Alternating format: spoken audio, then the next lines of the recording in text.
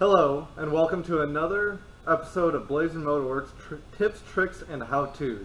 Today we're in with a 2002 Chevy Monte Carlo, and we're going to be replacing the rear strut. Okay, so the first thing you want to do is remove your center cap and the lugs that hold your wheel on, that way you can get the wheel out of the way. You can either use an impact on 19mm socket or the lug wrench that comes with your car itself in the trunk. Now the tools that you need to continue the process are going to be a 15mm wrench or ratchet wrench, preferably a ratchet wrench, and you'll see why here in a little bit. You're going to need an 18mm socket or wrench, a 21mm socket or wrench, a breaker bar, a socket wrench, a 10mm, a 7mm, a 13mm, and a clip tool. Now the next thing you want to do is take off your brake caliper and bracket as an assembly. Now slide it off and set it out of the way,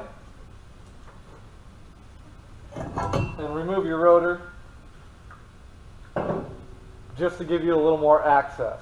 The next thing you want to do is remove your sway bar stabilizer link with this nut right here, which is 18mm. Take and slide it out. Now the next thing you want to do is remove this nut and the one directly below it, which those are 21mm. This next step is not necessary, but it will save you a fight in the long run. So I remove the fender liner itself, which is held on by the 10mm, the 7mm, and a clip. 2 10s, 7s on the rocker moldings and on the bumper, a 7 underneath, and a clip over on the rear.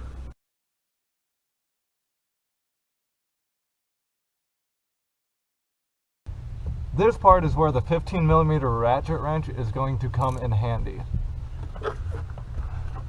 This is where the mounting plate bolts to for your strut assembly.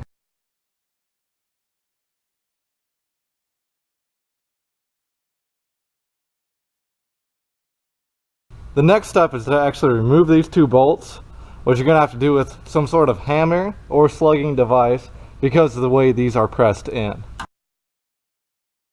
After you got those 2 bolts removed, go ahead and pull your wheel assembly out and remove the strut.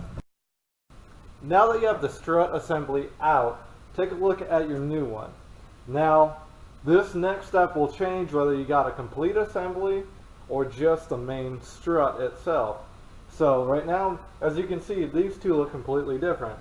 What we're going to have to do is actually transfer the spring, the rubber, and the mounting plate over to the new strut assembly.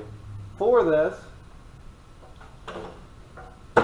you need a strut spring compressor, a 13/16 offset wrench to go over the top nut, and a Torx T45 to hold the strut in place. Now with the strut spring compressor in place, go ahead and start compressing your spring down. We are now ready to swap everything we took off of the old strut to this new strut. Reinstall your shock boot. Lay your spring into place and place your mounting plate back on. And last but not least, tighten down your nut. Go ahead and start loosening your spring, rotating from side to side, making sure that your spring is going into its mounting location.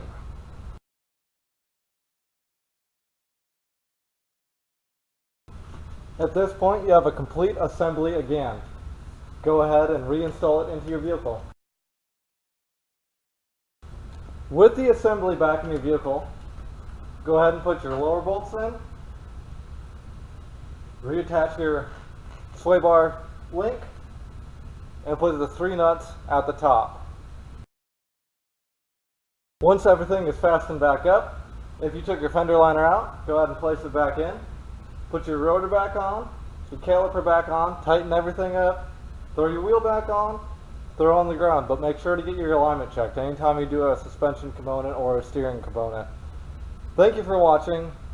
I hope you learned something. Maybe this helped you out a little bit. Be sure to like, comment, and subscribe. And I want to especially thank Dave Dunn, owner of Dave's Auto Body in Galesburg, Illinois, for letting me use his shop today. Thank you for watching.